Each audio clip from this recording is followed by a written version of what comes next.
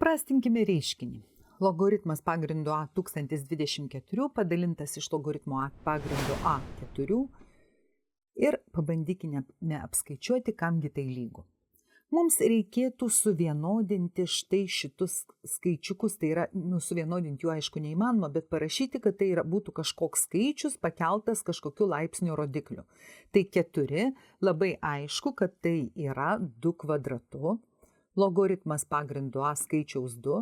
Na ir pamėginkime skaičiuotuvų paieškoti, jeigu mintinai nežinome, ir pamatysime, kad 1024 tai yra 2/10.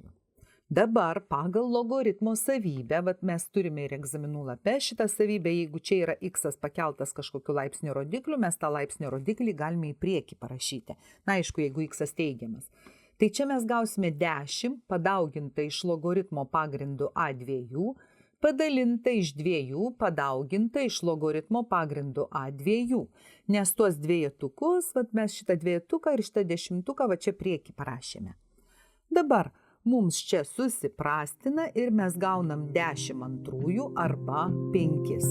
Taigi teisingas atsakymas yra 5.